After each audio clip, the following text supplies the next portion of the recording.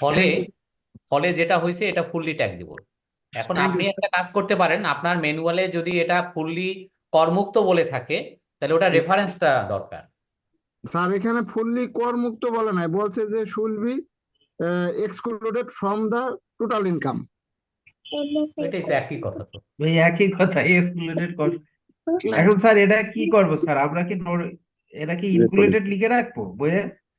Sir sir আমি একটা একটু এড করি স্যার। এখানে অষ্ট 88 নাম্বার সেকশনে বলা আছে 10% করে ট্যাক্স কাটতে হবে, যেটা হবে মিনিমাম ট্যাক্স। তো ম্যানুয়ালে যেটা আছে আমার মনে হয় এটা ভুল আছে স্যার। স্যার ওখানে রেফারেন্স আছে লেবার লর, আর আর আইনের লেভেল ক্ষেত্রে তো স্যার ট্যাক্সের আইনের যদি কোনোটা ট্যাক্স বলা থাকে তাহলে তো স্যার অন্য আইন প্রাধান্য পাবে না। এটা স্যার ভুল আছে সম্ভবত। জি স্যার, ভুলই লেবার হবে এটা। লেবার লতে কি এরকম কোনো কথা বলা আছে নাকি যে এটা ট্যাক্স হবে না? ট্যাক্স হবে কি হবে না সেটা ইনকাম ট্যাক্স দ্বারা জি আইন স্যার। করে। আর লেবার লতে ওই ধরনের কথা না, এটা ফালতু কথা। লেবার লতে কি বলা বলা আছে নাকি যেটার উপরে ট্যাক্স হবে না? লেবার লতে যেটা বলা আছে যে লেবারদের স্বার্থ সংরক্ষণের জন্য কোম্পানি যে প্রফিট করবে তার একটা অংশ দিতে বাধ্য, এবং এটা মানে সেট সাইড করে রাখতে হবে, ফান্ডে ট্রান্সফার করে রাখতে হবে। এই ধরনের বাধ্যবাধকতা, মানে শ্রমিকদের বা এমপ্লয়ীদের স্বার্থ যেন সুরক্ষিত থাকে, যেগুলো ইন্ডাস্ট্রি যেগুলো সেগুলোতে লেবার ল ফলো করতে হয়, এই আর কি। তো সোজা কথা, স্যার একটা সোজা কথা বলি, সেটা হলো WPPF এটা part of the salary, fully taxable. ঠিক আছে? এই, স্যার একটা কোশ্চেন ছিল স্যার, আগের ম্যাটটাতে স্যার। হ্যাঁ কি? স্যার ওই টিডিএস টা স্যার অ্যাডজাস্ট হয় না কেন স্যার? স্যালারিতে যে টিডিএস টা আমরা কাটছিলাম স্যার। অ্যাডজাস্ট হয়েছে তো? স্যার হয়েছে, ওইটার নিচে ছিল, ও বুঝতে পারে নাই, উনি উনি এক বুঝতে লাখ পারে তিরিশ নাই, হইলো না? বুঝতে পারে নাই সে। আচ্ছা, তো এখন আমরা আসি পরেরটাতে, আমাদের স্যালারি শেষ। এখন আসেন স্যালারি বলি বা ওটাকে এমপ্লয়মেন্ট বলি, চাকরি থেকে আয় যাই বলি, ওটা শেষ। এখন আসেন রেন্টাল ইনকাম, মানে tax assessment of rental income. বাড়ি, বাড়ি না, ভাড়া থেকে আয়। এখন এটার মধ্যে ইসের মধ্যে আমরা মোটামুটি এই জিনিসগুলো মানে কাভার করব। এর ভিতরে প্রথমেই আসি যে বাড়ি, হাউস প্রপার্টি বলতে কি মিন করে। হাউস প্রপার্টি বলতে শুধু বিল্ডিং না, আম, মানে সেখানে মানে ফার্নিচার, ফিকচার, ফিটিং, যদি সেটা বিল্ডিং থেকে ইনসাপারেবল হয় সেটাও part of the house property হবে। এবং এসএসসি যদি সেটা মানে মালিকানা থাকে এবং সেটা যদি কমার্শিয়াল বা রেসিডেন্সিয়াল পারপাসে ভাড়া দিয়ে থাকে, তাহলে ওইটাকে হাউস প্রপার্টি হিসেবে ডিফাইন করা হয়েছে। আর একটা জিনিস সেটা হলো এবারে নতুন করে আপনার প্রপার্টির একটা ডেফিনেশন আসছে, মানে সম্পত্তি বলতে কি বোঝায়। আগেরটা ছিল হাউস প্রপার্টি, আর এখন আসছে প্রপার্টি। প্রপার্টির সংজ্ঞা দিতে গিয়ে আবার বলছে যে প্রপার্টি মিনস হাউস প্রপার্টি, এবং not only house property. Property বলতে house property, land, furniture, fixture, factory, building, land appurtenant to business, plant and machinery, personal vehicle, any other capital asset, মানে এগুলো সব প্রপার্টি। আপনার গাড়ি ভাড়াও কিন্তু এর মধ্যে আসবে, প্ল্যান্ট অ্যান্ড মেশিনারি ভাড়াও এর মধ্যে আসবে। আগে ছিল, আগের আইনে ছিল বাড়ি ভাড়া হইতে আয়, ইনকাম ফ্রম হাউস প্রপার্টি, আর এখন আসছে ভাড়া হইতে আয়, মানে ইনকাম ফ্রম মানে রেন্ট, এনি রেন্ট। ঠিক আছে? এই হলো পার্থক্য। Ownership and assessment in case of co owner, মানে বাড়ির মানে যে সম্পত্তি ভাড়া দেওয়া হবে সে সম্পত্তির মালিকের হাতে ট্যাক্স হবে, মালিক ছাড়া অন্য কারোর হাতে ট্যাক্স হবে না, মানে যিনি লিগাল ওনার আর কি। এটা গেল প্রথম কথা। আর দ্বিতীয় কথা হলো একটা বাড়ির যদি একাধিক মালিক হয় তাহলে তাদেরকে আগে ছিল আলাদা আলাদাভাবে তাদের ট্যাক্স করতে হবে, এওপি হিসাবে তাদের মানে একত্র করে অ্যাসেসমেন্ট করা যাবে না। কিন্তু এইবারের বর্তমান বাংলা আইনে এটাকে চেঞ্জ করে দিচ্ছে, বলছে না, মানে যদি একাধিক মালিক হয় এবং তাদের যদি প্রপার্টি মানে রেসপেক্টিভ শেয়ার যদি এখনো অ্যাসার্টেনেবল না হয়, সেক্ষেত্রে তাদের একত্রে অ্যাসেসমেন্ট করা যাবে। কিরকম, আমি একটা উদাহরণ দিই। যে বাপ মারা গেছে, এখন 3 ছেলে রেখে মারা গেছে বা 1 ছেলে 2 মেয়ে রেখে মারা গেছে, এখনো তাদের মধ্যে বন্টননামা, ওয়ারিশনামা, বন্টননামা এগুলো হয় নাই, কে কোন বাড়ি পাবে, কে কোন ফ্লোর পাবে, এগুলো কোনো কিছুই অ্যাসার্টিন হয়নি। সে অবস্থায় তাদেরকে মানে যারা 1 ছেলে 2 মেয়ে তাদেরকে একত্রিত করে এওপি হিসাবে তাদের অ্যাসেসমেন্ট করা যাবে। এই হচ্ছে এবারের কথা, মানে নতুন আইনের কথা।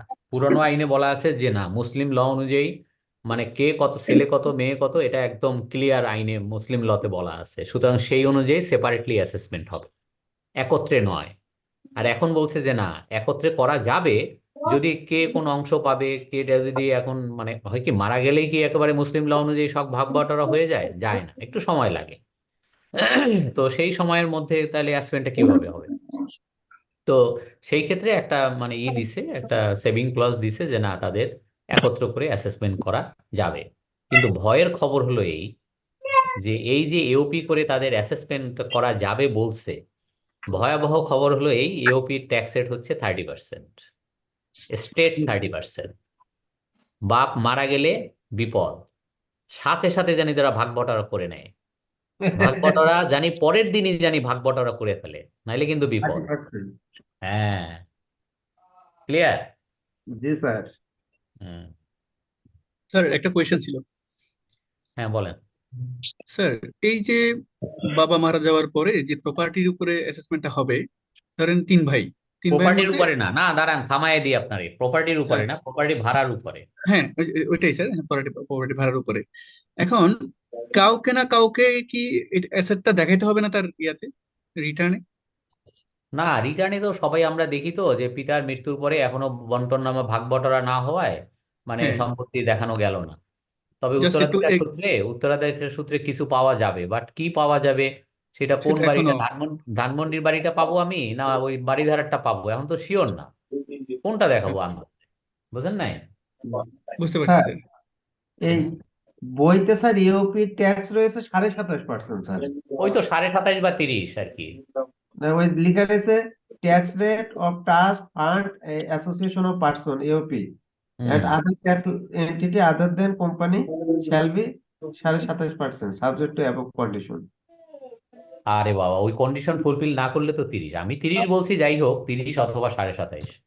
হ্যাঁ স্যার, ওই জাস্ট আপনার কাছে ক্লিয়ার করে নিচ্ছি স্যার, যাতে হুম। আমাদের কোনো ভুল না হয়।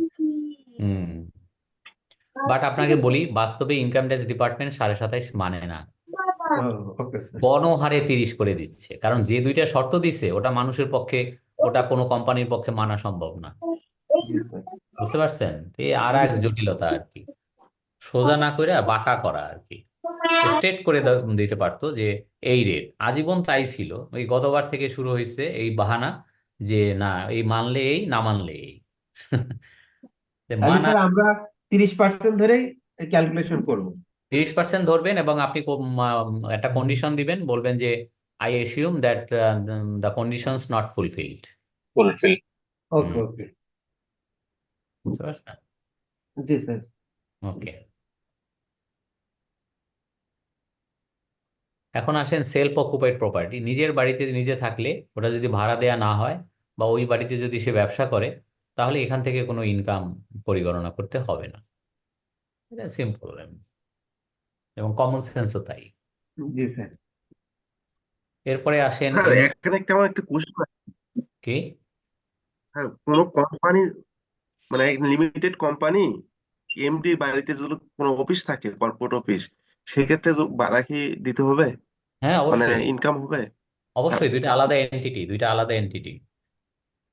থ্যাংক এমডি ইউ স্যার। একটা সত্তা, কোম্পানি একটা সত্তা। বুঝতে পারছেন? স্যার প্রপার্টিশিপ বিজনেসের ক্ষেত্রে মনে হয় আপনি যেটা বললেন। হ্যাঁ, প্রপার্টরশিপ বিজনেসে মালিকই সব, জি স্যার। ওই ক্ষেত্রে এটা বলছে। আচ্ছা, অ্যানুয়াল ভ্যালু দেখেন, বার্ষিক মূল্য।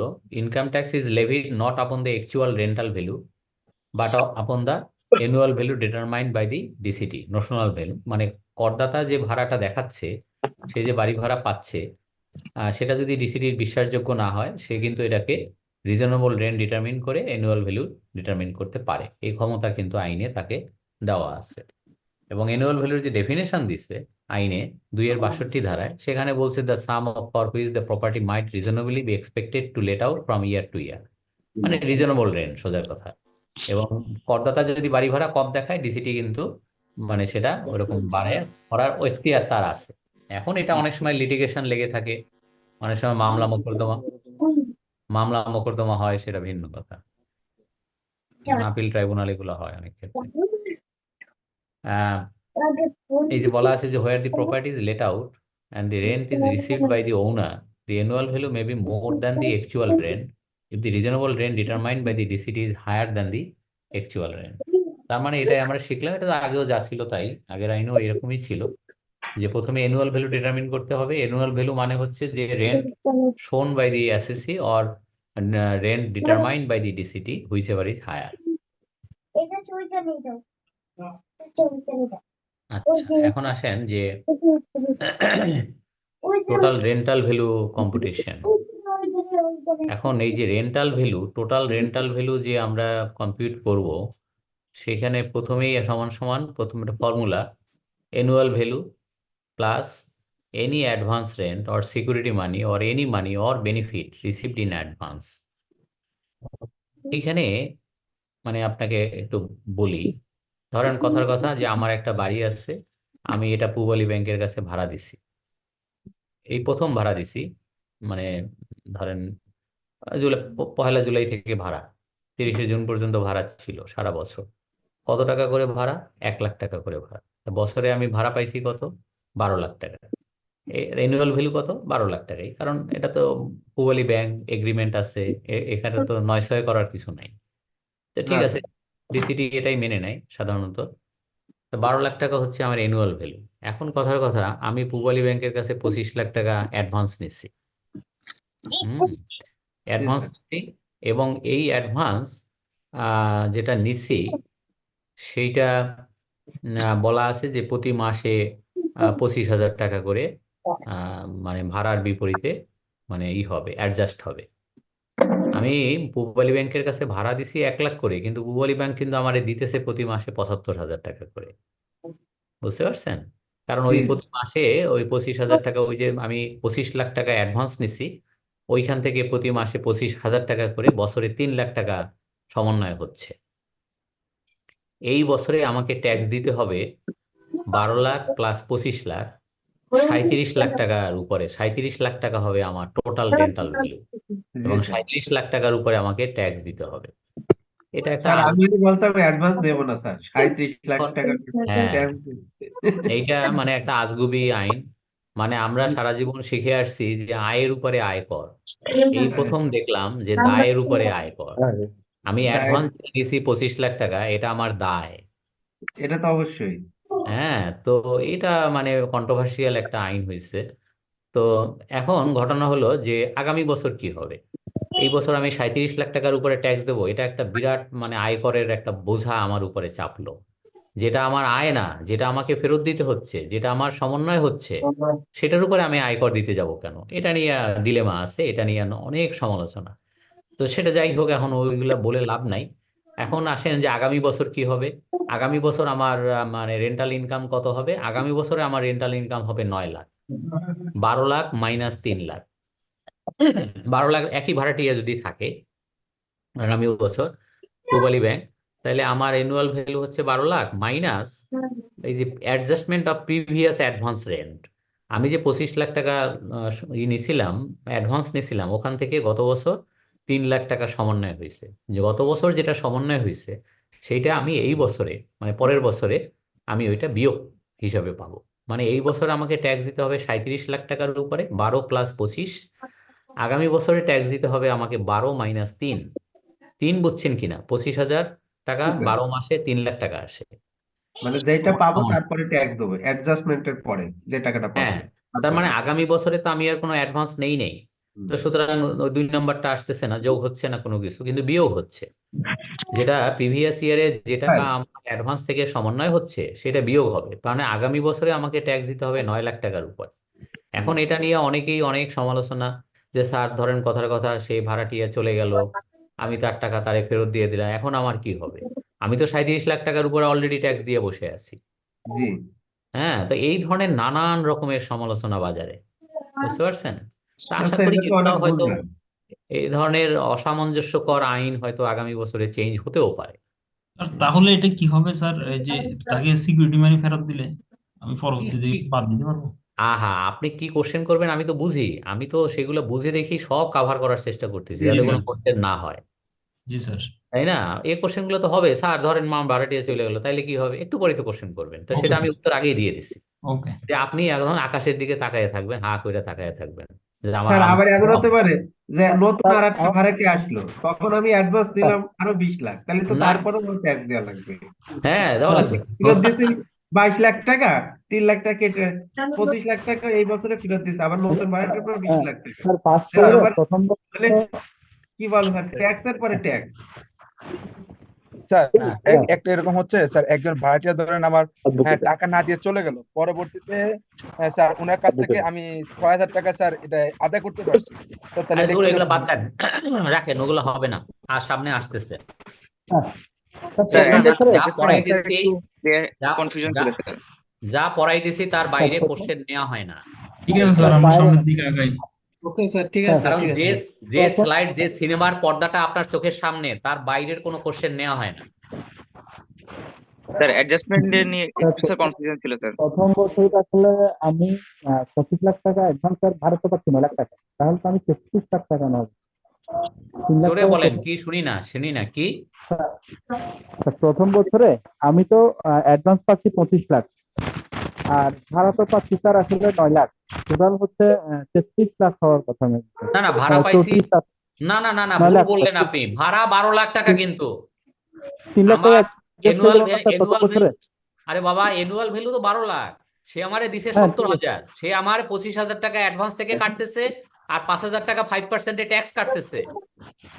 আমি হাতে পাচ্ছি 70,000, ওইটার দিকে তাকায়েন না আপনি। ওইটার দিকে তাকাই আপনি অ্যানুয়াল ভ্যালু কিভাবে করবেন? তাহলে ওইখানে 25,000 টাকা থেকে স্যার 3 লাখ টাকা কমে যাওয়ার কথা না, 25 লাখ টাকা থেকে। দূর ভাই, আপনি কিছুই বোঝেন না। 25,000 টাকা কমবে তো আগামী বছর। এই বছরে আমার বাড়ি ভাড়া কত? বাড়ি ভাড়া 1 লাখ। এটা আপনি বোঝেন না, কিনা? টোটাল 12 লাখ। হ্যাঁ টোটাল 12 লাখ টাকা যে বাড়ি ভাড়া, এটা বোঝেন কিনা? এখন বলেন হ্যাঁ যে হ্যাঁ স্যার আমি হাতে পাইছি কত, আপনি হাতের দিকে তাকাবেন না। বুঝতে পারছেন? হাতে তো অনেক কম পাইছি। 25,000 টাকা কাটছে অ্যাডভান্স থেকে, তারপরে 5% টিডিএস আছে। না, টিডিএস এর নিয়ে আমার কোনো আলোচনা নেই, টিডিএস টা বাড়ছে। হ্যাঁ, সুতরাং ওই সব দিকে তাকানো যাবে না। অ্যানুয়াল ভ্যালু তো অ্যানুয়াল ভ্যালু। অ্যানুয়াল ভ্যালু মানে বার্ষিক ভাড়া মূল্য। বার্ষিক ভাড়া মূল্য তো 75,000 টাকা গুণ 12 নয়। বার্ষিক ভাড়া মূল্য তো 1 লাখ গুণ 12। জি বুঝতে স্যার, পারছেন? মানে যা হবে প্রথম বছরে স্যার মাইর পেস, তারপরের বছরতে আপনার তাহলে তখন একটু তাহলে আপনাকে তো আমি আরো মানে বলতে পারি, মানে উদাহরণ দিতে পারি। ধরেন আমি পূবালী ব্যাংকের কাছে 1 লাখ টাকা করে ভাড়া দিছি, 25 লাখ টাকা অ্যাডভান্স দিছি, আর বলছি আমাকে এই প্রতি মাসে আমার 1 লাখ টাকা করে ভাড়া সমন্বয় হবে। ঠিক আছে? জি স্যার। এখন কি হবে? রসগোল্লা? স্যার লাস্টে দেখা যায় যা ভাড়া পাইছে তার চেয়ে ট্যাক্স বেশি, হিসাব করে দেখলে তাই হয় স্যার। হ্যাঁ, হতেও পারে, হ্যাঁ হতেও পারে, কারেক্ট। কারণ আপনি 37 লাখ টাকা ট্যাক্স, তারপর 25,000 টাকার কম, আবার আবার টিডিএস, তাহলে আপনার হাতে আসছে যে কয় টাকা তার চেয়ে বেশি ট্যাক্স দেওয়া লাগছে। এই জন্যই তো বলি, আপনাকে পড়ানোর সময় কিন্তু বলছি যে যেটা পড়াচ্ছি এটা নিয়ে হাজারো সমালোচনা, যেটা কি আইন হলো এটা, তাই না? এ কথা তো বলছি, এখন এটা নিয়ে সমন্বয় না করে স্যার, যদি মনে করেন যে 25,000 টাকায় 25 লাখ টাকা অ্যাডভান্স হিসেবে থাকবে, আর প্রত্যেক মাসে 1 লাখ টাকা ভাড়া দিবে, মনে করেন 5 বছরের ডিড হলো, সেক্ষেত্রে কি হবে স্যার? যে কোনো সমন্বয় করলো না। হ্যাঁ, সমন্বয় না করলে যে বছরে ফেরত নেক্সট দিবে ইয়ার মাইনাস পাবেন না। ওই বছরের ইনকাম থেকে পুরোটা মাইনাস হবে। তা পুরোটা মাইনাস হলে কি হবে? পুরোটা মাইনাস হলে হাউস প্রপার্টিতে আপনার নেগেটিভ ইনকাম আসবে। নেগেটিভ ইনকাম আসলে আপনি কি করবেন? নেগেটিভ ইনকাম আসলে আপনি তো এটা ক্যারি ফরওয়ার্ডও করতে পারবেন না। মানে মরণের উপরে মরণ। জি স্যার, যে দিকতেই যাবেন ওই ঘুরে ফিরে একই রাস্তায় আসতে হবে। মানে খুবই খারাপ অবস্থা। এই জন্য হয় কি, এই আইনগুলা বাড়িওয়ালাদের পড়া দরকার। যে এনবিআর এই আইন করছে, হে বাড়িওয়ালাগণ তোমরা সাবধান হও, তোমরা বা অগ্রিম নিও না। হে বান্দাগণ, কি বুঝাইতে পারছি? জি স্যার। তোমরা স্যার অ্যাডজাস্টমেন্ট নিয়ে নিও না, একটু স্যার অগ্রিম নিলে। কনফিউশন ছিল স্যার একটা। হ্যাঁ, কি বলেন? স্যার যেটা স্যার বলেন তাতে বোঝা যাচ্ছে মানে এই বছরে স্যার যে অ্যাডজাস্টমেন্ট হবে এটা আমি নেক্সট বছর ক্লেম করতে পারবো স্যার, এটাই তো কারেক্ট বোঝাচ্ছেন স্যার। কারেক্ট কারেক্ট, ওইটাই তো পড়াইলাম। এটাই তো লেখা আপনার চোখের সামনে অনেকক্ষণ ধরে। স্যার ঠিক আছে, কিন্তু স্যার আসলে বাস্তবের সাথে আসলে মানে মিলাইতে স্যার মিলেই না স্যার শোনেন, আপনি এটা নিয়ে সমালোচনার ঝড়, আপনি এইভাবে কথা কেন বলতেছেন? আপনি পরীক্ষা পাশ করেন। স্যার আমরা আইনটা মেনে নিলাম, এবার সামনে এগোই স্যার। তাইলে কেমনে করবো? আমি তো নিজেই আপনার সমালোচনা করতেছি, তা আপনি এটার সাথে এটা আরো ঘি ঢালতেছেন, তা ঢাইলে কি হবে? হবেটা কি? আমি কি এটা মানে এই স্লাইড চেঞ্জ করতে পারবো? 7টার দিকে যাবো। তাই না? আচ্ছা, এখন আসেন যে ভ্যাকেন্সি অ্যালাউন্স এখানেও মারছে। কি কি বাদ যাবে? সেখানে ছিল ভ্যাকেন্সি অ্যালাউন্স বাদ যাবে, মিউনিসিপাল ট্যাক্স বাদ যাবে। এখন ভ্যাকেন্সি অ্যালাউন্সটাকে এইখান থেকে বাদ দিয়ে দিচ্ছে, তারপরে আপনি রিপেয়ার এবং মেইনটেনেন্স পাবেন। চালাকি অনেক ভাবে করছে, আপনি বুঝেন নাই হয়তো। এখন তো ডিফারেন্সটা করে ফেলছে এটা। তার মানে টোটাল যে ভাড়াটা পাবো ওইটার উপরেই একটা ইয়েটা যাবে, কোশ্চেনটা হবে। স্যার এই আইন নিয়ে কি 1 বছর ধরে কি স্যার গবেষণা করে ট্যাক্স কর্মকর্তারা স্যার? আচ্ছা, তার যাই করে করুক। শোনেন, তারপরে নোটে আর একটা খারাপ কথা বলা আছে, সব খারাপগুলো এখানে আছে এই স্লাইডে। সেটা কি? আপনার প্রপার্টি যদি বাড়ি খালি থাকে, ভাড়া না হয়ে থাকে, যে কয় মাস বাড়ি খালি থাকবে, প্রতি মাসের 30 তারিখের মধ্যে ডিসিটি কে অবহিত করিতে হইবে লিখিতভাবে যে আমার বাড়ি খালি, আপনি লাগলে দেখে যান।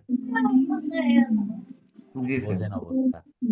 এটা যে মাসে ভ্যাকেন্সি ছিল ওই মাসের 30 তারিখের ভিতরেই করতে হবে। আরে জি খারাপের দেখছেন কি? এই স্লাইডে সবই খারাপ, সবই এগেইনস্ট বাড়িওয়ালা, বুঝছেন? ওই রুমে নিয়ে গেছে নাকি? আগে এরকম কোনো আইনই ছিল না। ভালো হয়েছে তো স্যার।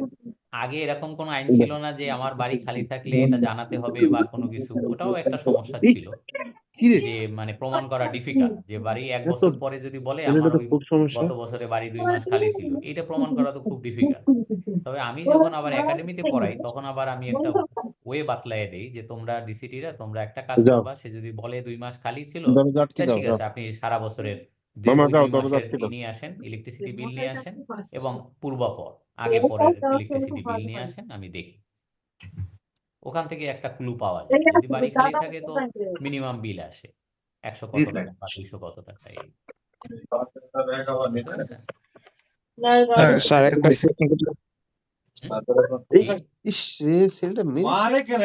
কি বলে?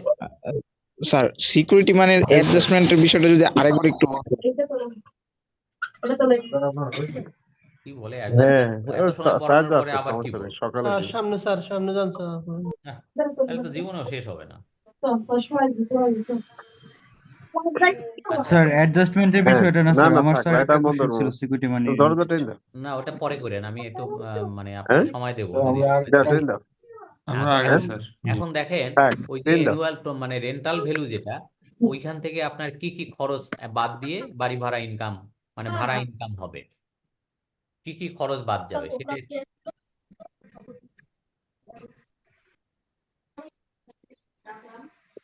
আচ্ছা, কি কি বাদ যাবে দেখেন। 1 নম্বরে হচ্ছে, কাউন্ট করে কে? 250 ছাত্র পড়ানো সম্ভব? আপনার প্রথমেই বাদ যাবে আপনার রিপেয়ার অ্যান্ড মেইনটেনেন্স, তো মেরামত ও রক্ষণাবেক্ষণ। এই বাবদ আপনি করদাতা একটা খরচ হিসাবে বাদ পাবে, এটা স্ট্যাটুটরি মানে বিধিবদ্ধ রেয়াত, এটা কোনো প্রমাণ দেখাতে হবে না এই খরচের, কিন্তু এই পরিমাণ টাকা সে বাদ পাবে। সেটা কি? সেটা হলো যদি বাড়িটা বসবাসের জন্য ব্যবহৃত হয় তাহলে 25% রেন্টাল ভ্যালু, যদি কমার্শিয়াল পারপাসে ভাড়া হয় তাহলে 30%, আর এই দুইটা বাদে যদি অন্য কোনো পারপাসে ভাড়া হয় তাহলে 10%। বলতে পারেন স্যার অন্য কি? অন্য হলো ধরেন আমার গাড়ি ভাড়া দিছি, আমার টাওয়ার ভাড়া দিছি, অথবা আমার জমি ভাড়া দিছি, মেশিন ভাড়া দিছি, এগুলো সব 10%। আচ্ছা গেল। আর নিচে একটা কথা বলা আছে যে if service charge is borne by the tenant then the house owner will not get any statutory deduction for repair and maintenance. মানে ভয়াবহ একটা খবর হলো নিচে, সবই খারাপ খবর, এখানে ভালো কোনো খবর নাই। সেটা কি আপনাকে বলি। ধরেন আমার একটা বাড়ি আছে এবং এই বাড়িটা আমি ভাড়া দিছি কত করে? 50,000 টাকা করে ভাড়া দিছি, আমার ফ্ল্যাট। তো ভাড়া দিছি, আর সার্ভিস চার্জ মান্থলি যেটা আপনার মেইনটেনেন্সের জন্য যে একটা কমন সার্ভিস চার্জ বিল আসে, যেটা কমন বিল, ওইটা ধরেন আসে কোনো মাসে 10,000, কোনো মাসে 11,000, কোনো মাসে 9,000, এরকম মানে ভেরি করে, পানির বিল টিল সব সহ। তো এইটা ভাড়াটিয়ার সঙ্গে আমার চুক্তিপত্র, যে এই যে মান্থলি সার্ভিস চার্জ যেটা আসে, কেয়ারটেকারের বেতন টেতন সবকিছু মিলে এইটা ভাড়াটিয়াকে দিতে হবে। আমাকে দিবেন 50,000 আর আমার কেয়ারটেকারের হাতে দিবেন 10,000। এই যদি হয় এগ্রিমেন্ট, তাহলে কিন্তু আমি এই রিপেয়ার এবং মেনটেনেন্স আমি পাবো না। আমাকে বাড়ি ভাড়া দিতে হবে, বাড়ি ভাড়া দেখাতে হবে 50,000 গুণ 12 সমান সমান 6 লাখ টাকা। এটাই আমার রেন্টাল ভ্যালু, এটা আমার অ্যানুয়াল ভ্যালু। এবং এখান থেকে যে স্ট্যাটুটরি ডিডাকশন আমার 25% পাওয়ার কথা ছিল, সেটি আমি পাবো না। কেন পাবো না? আমি একটা অপরাধ করছি। কি অপরাধ করছি? সেটা হলো, মানে আমার যে দায়, সার্ভিস চার্জটা তো আমার বহন করার কথা। বাড়ি যদি পুরোটা সারা বছর খালি থাকে, তো আমাকে বাড়িওয়ালাকেই বহন করতে হয় সার্ভিস চার্জ। এটা একটা বিল্ডিংয়ে ধরেন 20টা অ্যাপার্টমেন্ট থাকে, প্রত্যেকটা অ্যাপার্টমেন্টের ভাগে যা পড়ে প্রতি মাসে, তো সেটা তো বাড়িওয়ালাকেই বহন করতে হয়। তো বাড়িওয়ালা যদি সেই সার্ভিস চার্জটা ভাড়াটিয়ার ঘাড়ে চাপায় দেয়, বাংলাদেশে তো এটা কমন, ঢাকা শহরে এটা কমন জি যে স্যার। ভাড়াটিয়াকে চাপায় দেয়। কিন্তু জি যদি স্যার। এগ্রিমেন্টে ওইটা বলা থাকে যে service charge to be borne by the tenant, তাহলে মরছে। তাইলে কিন্তু 1 নম্বরে যেটা পড়াইতেছি সেটা পাবে না। জি স্যার।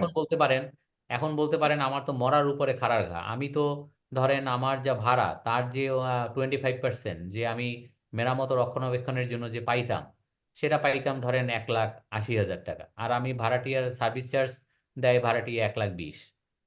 তাহলে তো আমার আমসালা সবই গেল। এর থেকে তো বরঞ্চ সার্ভিস চার্জ সহ ভাড়া যদি আমি দেখাইতাম 60,000 টাকা করে, 50,000 যোগ 60,000, ওইটাই ভালো ছিল।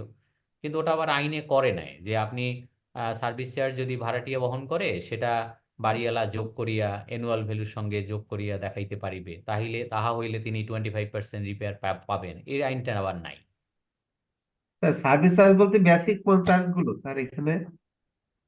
এইটাও সার্ভিস চার্জ হলো ওই যে কয়েকটা, কেয়ারটেকারের বেতন, দারোয়ানের বেতন, লিফটম্যান, পাম্পম্যান, তারপরে কমন ইলেকট্রিসিটি, ওয়াটার, সুয়ারেজ, এইগুলো আর কি। মানে একটা বাড়ি মেনটেন করতে গেলে একটা কমন একটা খরচ থাকে, সেটা যে কয়টা ফ্ল্যাট, ওই কয়টা ফ্ল্যাটে ভাগ করে প্রতি মাসে একটা ইয়ে ওঠে আর কি।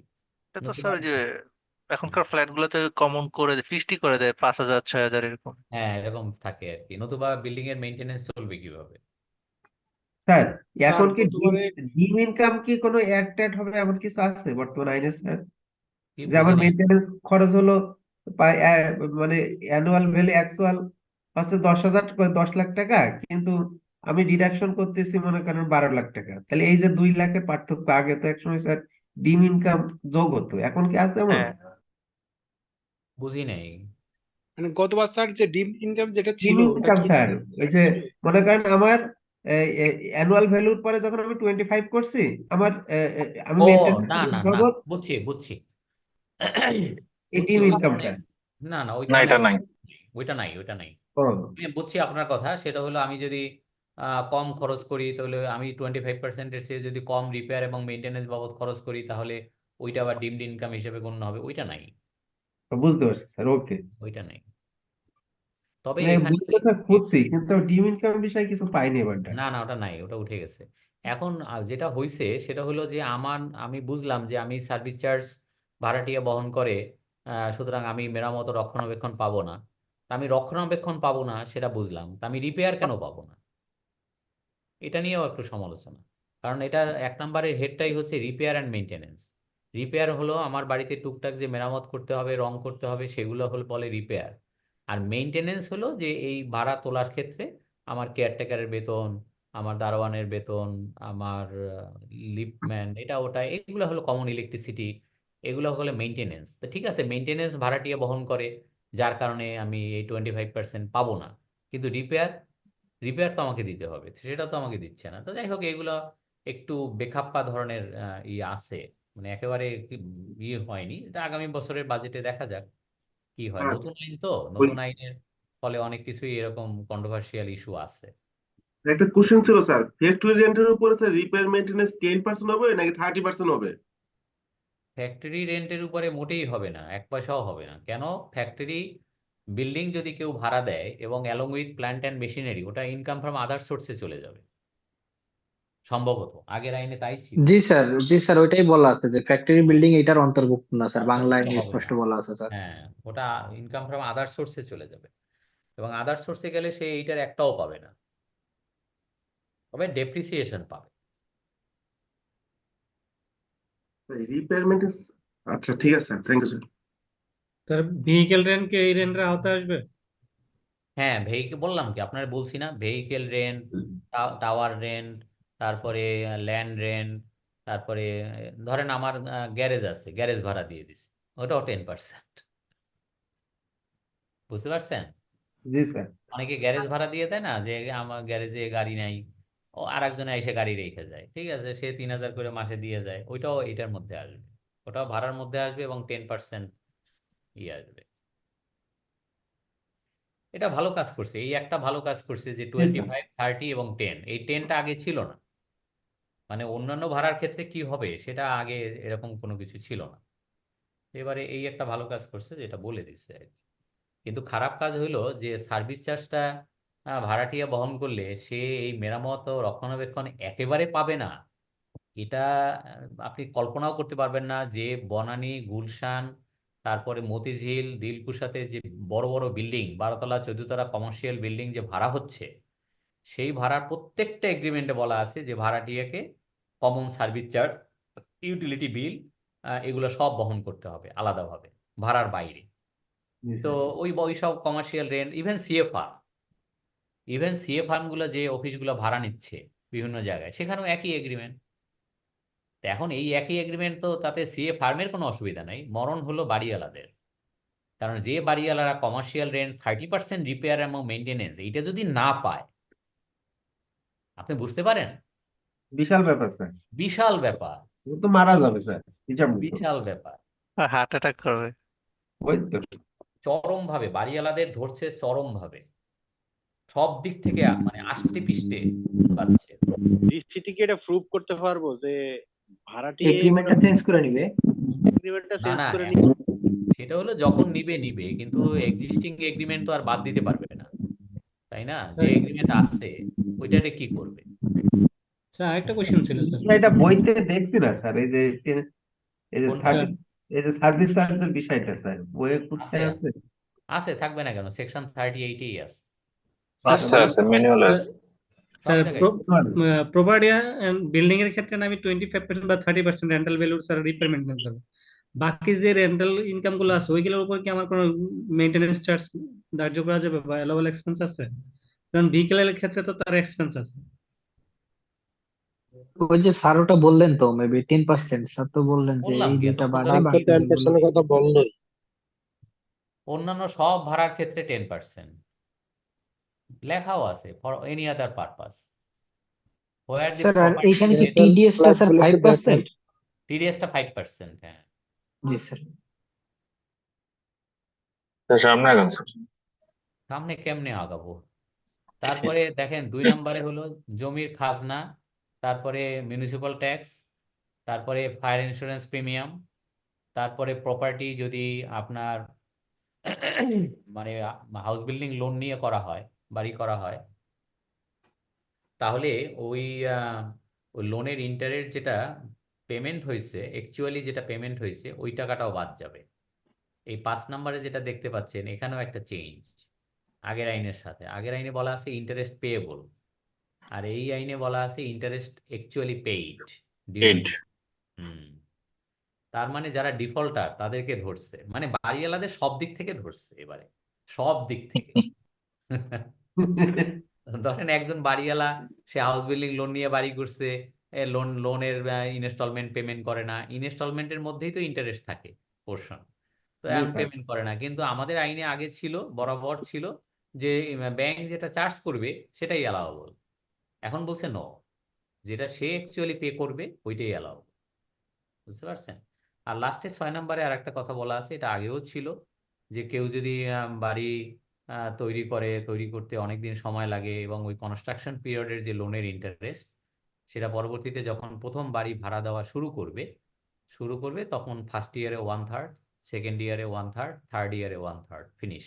প্রথম 3 বছরে ওই বাড়ির ইন্টারেস্টের যে লোন, কনস্ট্রাকশন পিরিয়ডের যে লোনের ইন্টারেস্ট সে পে করছে, ওইটা সে এই মানে প্রথম বছরে 1/3, পরের বছরে 1/3, এইভাবে সে খরচ হিসাবে বাদ পাবে।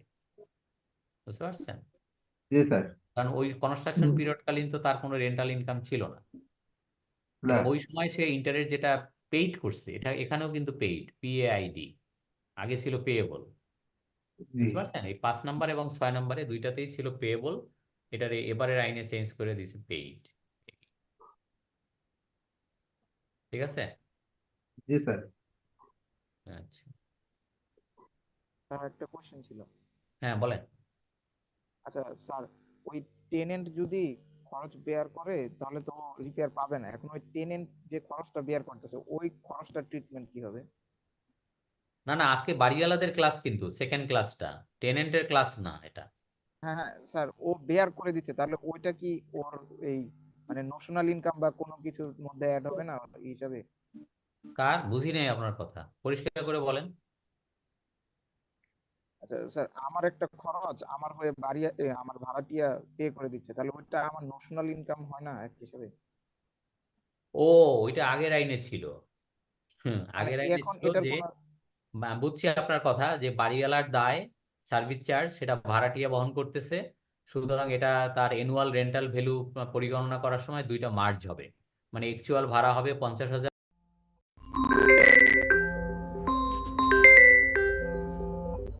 এটা ছিল আগের আইনে। আগের আইন তো পড়াচ্ছি না, আমরা তো নতুন আইন পড়াচ্ছি।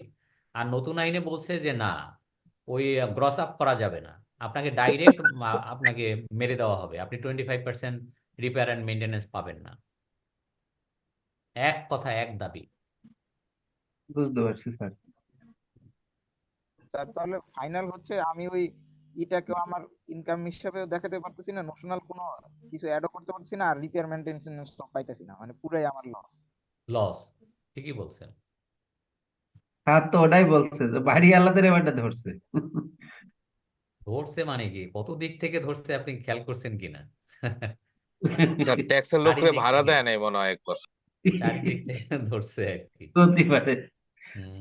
এবং এটা মনে করতে বাড়িওয়ালাদের, কোনো ভাড়াটিয়া করতে পারতাম। প্রত্যেকটা বাড়িওয়ালাদের ইনকাম ট্যাক্সের এই বইটা পড়া দরকার, পড়ে তারপরে ভাড়া দেওয়া দরকার। আর বাড়ি বানানোর আগেই তো স্বপ্ন ভেঙে গেল এই ট্যাক্স করে। না, স্যার সব ঠিক অনেক আছে। বাড়িওয়ালা আছে স্যার, এরা এরা রিটার্ন টিটার্ন দেয়ও না, জানেও না, ও ক্যাশ হ্যাঁ মেসি হ্যাঁ, না না, সবই বারান্দায় ঠিক আছে, থাকে। আমি সবকিছুর সাথেই একমত, কিন্তু একটা ঠিক জিনিসের সাথে ঘোর বিরোধী। সেটা হলো, আমি যে অ্যাডভান্স রেন্ট নিলাম, এইটা আমার কেন এই বছরের রেন্টাল ইনকাম, ঠিক। আমি এইটার উপরে কেন ট্যাক্স দেবো কেন? আমার এটা তো দায়ের আবার উপরে দায় দিতে স্যার। হবে। না না, তাহলে তো ইনকাম ট্যাক্স যেটা চেঞ্জ হয়ে এটা ইনকাম ট্যাক্স হবে না, এটা হবে দায় কর। এটা আয়কর না, এটা দায় কর। দায় কর, জি স্যার। তাই না? আরো সে ঠিক মরবে স্যার ঠিক। যদি ভাড়াটিয়া যদি স্যার 1 বছর বা 2 বছর থেকে চলে যায়, তখন তো ওই টাকা ফুল তার পে করতে হবে যে টাকা পয়সা ট্যাক্স দিছে। সেইটাই তো কথা, এবং আইনে বলছে যে যখন এই পুরা মানে অ্যাডভান্স রেন্ট যেটা নিলাম, এটা যদি যদি ভাড়াটিয়াকে ফেরত দিতে হয়, যে বছরে ফেরত দেওয়া হলো সেই বছরে বাড়িওয়ালার আয় থেকে এটা বিয়োগ হবে। আরে বাবা, আয়ই তো নাই, তো বিয়োগ হবে কি? তাই না? বা জি আয় স্যার। হলো, বাড়ি ভাড়া আয় হলো 10 টাকা, আমি ফেরত দিছি 22 টাকা, তারে কথার কথা। জি তাহলে স্যার। আমার নেগেটিভ ইনকাম, বাড়িতে ভাড়া থেকে নেগেটিভ ইনকাম আসছে 12 টাকা। তা এই নেগেটিভ ইনকাম নিয়ে আমি করবোটা কি?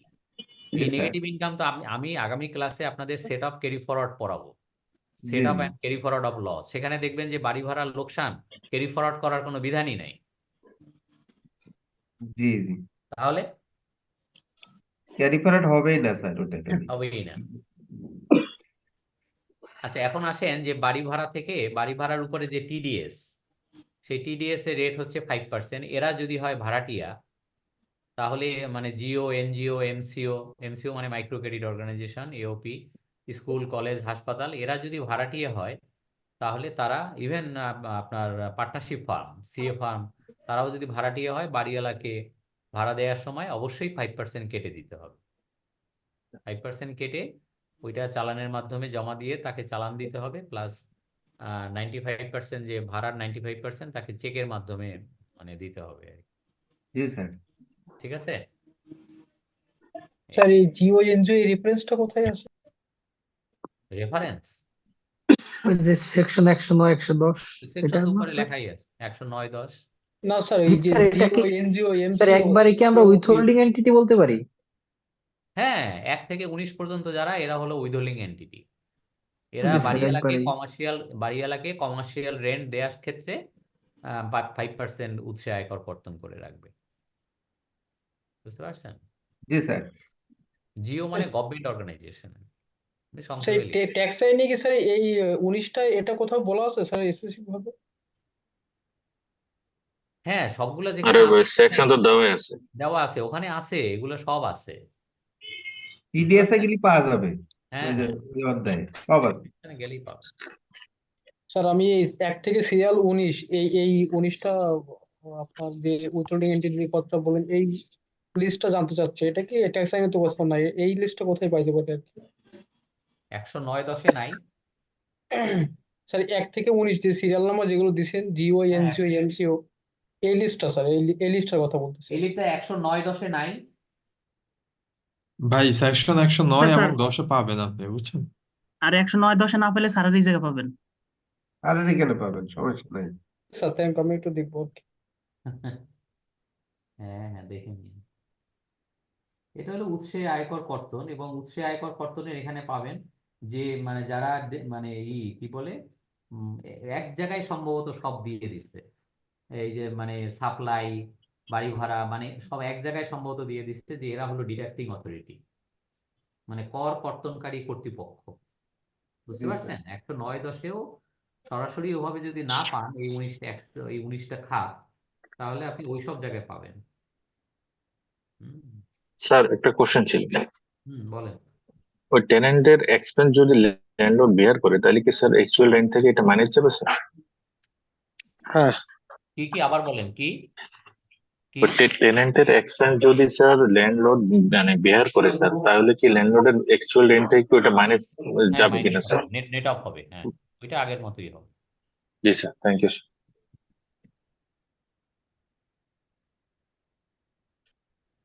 আচ্ছা, আর সব শেষে হলো এইটা, সেটা হলো যে কোনো বাড়িওয়ালা, সরি, এটা হলো যে আপনার রিলিজিয়াস বা চ্যারিটেবল ট্রাস্টের বাড়ি ভাড়া ইনকাম সম্পূর্ণ করমুক্ত। এটা তো আপনি জানেন, এটা আগের আইনেও কিন্তু ছিল। সেটা কি, আপনি দেখবেন যে ইসলামিক ফাউন্ডেশন, এই যে আপনাকে বলছি মনে হয়, সেটা হলো যে আপনার বাইতুল মোকাররমের নিচে যতগুলো দোকান, এইগুলোর ভাড়া তোলে হচ্ছে ইসলামিক ফাউন্ডেশন, এবং ইসলামিক ফাউন্ডেশন হচ্ছে একটা ধর্মীয় রিলিজিয়াস ট্রাস্ট, এবং রিলিজিয়াস ট্রাস্টের বাড়ি ভাড়া ইনকাম সম্পূর্ণ করমুক্ত। এই জন্য আপনি দেখবেন যে বিভিন্ন মসজিদের সামনে 2টা দোকান থাকে, মসজিদ কমিটি ওই দোকান থেকে ভাড়া তোলে, মসজিদের খরচ চালায়, ওই ভাড়া ইনকামটা সম্পূর্ণ করমুক্ত। রামকৃষ্ণ মিশনের সামনে যদি 2-3টা দোকান দেখেন, ওখান থেকে রামকৃষ্ণ মিশন যদি আপনার ভাড়া তুলে থাকে, ওটা সম্পূর্ণ করমুক্ত, যেহেতু রিলিজিয়াস ট্রাস্ট, বুঝতে পারছেন? কিন্তু এইটা এনজিওর বেলায় অ্যাপ্লিকেবল হবে না, লাল কালিতে লেখা যে however this provision will not be applicable for NGO. ঠিক আছে? মানে এনজিও ভাড়াটিয়া থাকলে ওইটা হবে না স্যার, না না ওইটা না, যদি এনজিও বাড়িওয়ালা হইলে। ও ভাড়াটিয়া এনজিও বাড়িওয়ালা হলে। আজকে তো ভাড়াটিয়ার ক্লাস না। ওকে ওকে। একটা জিনিস, আমি যখন স্যালারি পড়াইছি, আপনি সবসময় নিজের চাকরিজীবী চাকরিজীবী ভাববেন, তাহলে ক্লাসটা খুব ফ্রুটফুল হবে। আজকে যখন সেকেন্ড ক্লাস যখন আমি পড়াইতেছি, আপনি নিজের বাড়িওয়ালা বাড়িওয়ালা ভাববেন, তাহলে ক্লাসটা খুব ভালো বুঝতে পারবেন। আমি পড়াই বাড়িওয়ালাদের ক্লাস, আপনি নিজেরে বলেন আমি ক্ষুদ্র ভাড়াটিয়া, তাহলে তো ল মুশকিল। দেখে স্যার বাড়িওয়ালা ভাবতে ভয় লাগতেছে। হ্যাঁ, এই হচ্ছে কথা আর কি। আচ্ছা, আপনাকে আরেকটা কথা বলি, সেটা হলো যে মানে ক্লাস তো শেষ, এখন হলো কোশ্চেন অ্যান্সার সেশন, 2টা পড়ানো হলো। আগামী ক্লাসেও আমরা সিরিয়ালি যাওয়ার চেষ্টা করব, দেখা যাক, আমাকে একটু মনে করাই দিয়েন। এখন মাঝখানে একটা ছেলে আমাকে কোশ্চেন করছিল যে স্যার, কোনো যদি ভাড়া না পাই, আমার বদমাইশ ভাড়াটিয়া আমারে ভাড়া না দিয়েই চলে গেছে, সেক্ষেত্রে কি হবে? সেক্ষেত্রে আপনি একটু রেফারেন্সটা দেখে নিতে পারেন, একটা 1980 সালের একটা এসআরও আছে, এসআরও নাম্বার 454, সিরিয়াল নাম্বার 18, ওইটা একটু দেখে নিয়েন আপনি। এসআরওর বইটা যদি আপনার সামনে থাকে, লাইব্রেরিতে আছে, এসআরও নাম্বারটা আমি দিয়ে দিলাম, এসআরও নাম্বার 454, মানে 454, তারিখ হচ্ছে 31/12/1980। তো ওইটার সিরিয়াল নাম্বার 18-তে আপনি এইটার ট্রিটমেন্টটা পাবেন, যে কোশ্চেনটা আমাকে করছেন। ওইখানে এই নিয়ে বিনিয়ে অনেক কথা বলা আছে, যদি ভাড়াটিয়ার কাছ থেকে যে আমি ভাড়া আদায় করতে পারি নাই, সে যে আমাকে ভাড়া না দিয়ে চলে গেছে, এটা এস্টাবলিশ করার জন্য আমি কি স্টেপ নিছি, আমি কি মামলা স্যুট করছি কিনা, মানে মামলা করছি কিন্তু মামলা করেও লাভ হয় নাই, মানে তাকে ট্রেস করাই যায় না, সে চলে গেছে, কেমনে আদায় করব, ইত্যাদি ইত্যাদি। মানে আপনি সব ধরনের স্টেপ নিছেন কিনা এটা প্রমাণ করা, আম, এবং ভাড়া যে পান নাই, ভাড়া না পাওয়া সত্ত্বেও আপনি ভাড়ার উপরে পাবেন এটা ভেবে নিয়ে ট্যাক্স দিচ্ছেন, তাইলে পরের বছরে, যে বছরে আলটিমেটলি এটা প্রুভড হলো, যে আপনি ভাড়া পাবেনই না, অথচ ওই ভাড়ার উপর ভাড়া পাবেন ধরে ট্যাক্স দিচ্ছেন, তাহলে পরের বছরের ভাড়া থেকে ওটা মাইনাস হবে, এরকম কিছু কথা বলা আছে, দেখে হ্যাঁ, নিন। কোশ্চেন বলেন। ছিল স্যার জি স্যার, জি স্যার। Okay sir. 35-3 স্যার প্রপার্টির একটা স্যার ডেফিনেশন দেওয়া আছে, প্রপার্টি, সেখানে হ্যাঁ সেখানে হ্যাঁ কারখানার ভবন এইটাও স্যার মানে প্রপার্টির ভিতরে আছে। তাহলে স্যার কারখানার ভবন যদি হয় তাহলে কি স্যার আমি তো মানে রিপেয়ার মেইনটেনেন্স 10% পাবো আমার কাছে, না আমি যেটা স্যার মনে করতেছি স্যার, একটু না, স্যার ব্যাখ্যা তাহলে এইখানে এই যে আপনি যে বলছেন আপনার 35-3 তো আমি টানাইছি, এটা তো অলরেডি আমিও করাইছি। এখানে ফ্যাক্টরি বিল্ডিং এই যে দেখেন আছে, ফ্যাক্টরি বিল্ডিং ও প্রপার্টির মধ্যে পড়ে, কিন্তু এখন স্যার। যদি আবার এখানে শর্ত দিয়ে দেয় যে ফ্যাক্টরি বিল্ডিং প্রপার্টির মধ্যে পড়া সত্ত্বেও মানে এই ফ্যাক্টরি বিল্ডিং যদি including including furniture, fixture and fittings and plant and machinery হয়, তাহলে সেটা 33-এ চলে যাবে, ইনকাম ফ্রম আদার সোর্সে যাবে। আদারওয়াইজ শুধু ফ্যাক্টরি বিল্ডিং হলে সেটা এখানে আসবে। আপনি বুঝতে পারছেন দুইটার মধ্যে পার্থক্য? মানে এগুলো স্যার ফ্যাক্টরি ওনার আর বিল্ডিং ওনার যদি সেপারেট থাকে। না না না, আপনি বোঝেন নাই। এক, সাউন্ড বন্ধ করেন, আমি বলি আপনাকে। এক ফ্যাক্টরির মালিক, সে তার ওই নিজেরই বিল্ডিং, নিজেরই মেশিন, ওইখানে একটা গার্মেন্টস দিছিল ছোট, গার্মেন্টসের সব মেশিনগুলো জার্মানি থেকে এনে বসানো টাসানো, এখন সে একটা ভালো লোক চাইতেছে যে তার এই মেশিন, তার বিল্ডিং এগুলো সব ব্যবহার করে তার ইলেকট্রিসিটি লাইন টাইন সব সেট করা, শুধু ওয়ার্কার এনে সে মানে অর্ডার এনে সে এটা কাজ করবে এবং তাকে ভাড়া দিবে। সে পুরা এই মেশিন বিল্ডিং সব একসাথে ভাড়া নিতে চায়, সেই ক্ষেত্রে সেটা চলে যাবে ইনকাম ফ্রম আদার সোর্সে।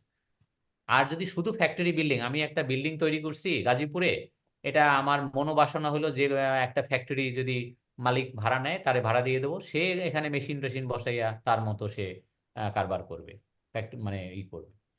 এইটা হলো ফ্যাক্টরি বিল্ডিং। দুটো পার্থক্য বুঝছেন কি? স্যার এটা 10%।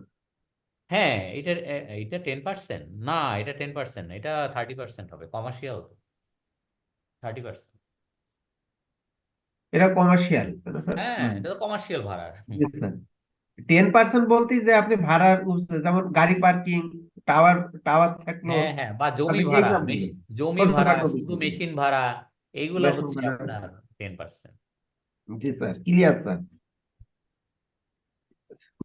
স্যার স্যার আমি বাড়ি কিন্তু ঘোরা যায় আজকে? স্যার সেকশন 109 110-এ আপনি যে উইথহোল্ডিং এন্টিটি রিলেটেড যে 19টা সিরিয়াল অনুযায়ী দেখালেন, আমি ওটা কিন্তু পাচ্ছি না। আচ্ছা, ওখানে না পেলে আপনি সবগুলো এক জায়গায় পাবেন। উৎসে স্যার উৎসে একটু আয় যদি গাইড করতেন করকর্তনে, স্যার। উৎসে করকর্তনে এইটা দেখেন, তাইলে আপনি ওই রুলটা দেখেন, মানে রুল বের হয়েছে না যে উৎসে মানে কার কাছ থেকে কত পার্সেন্ট কাটতে জি হবে, স্যার, রুলে দেখেন। রুলটা এখন আপাতত আমার কাছে নাই, তবে আমি আগামী দিন দেখবো, হ্যাঁ দেখে দেখেন জানাবো দেখেন, স্যার আপনাকে।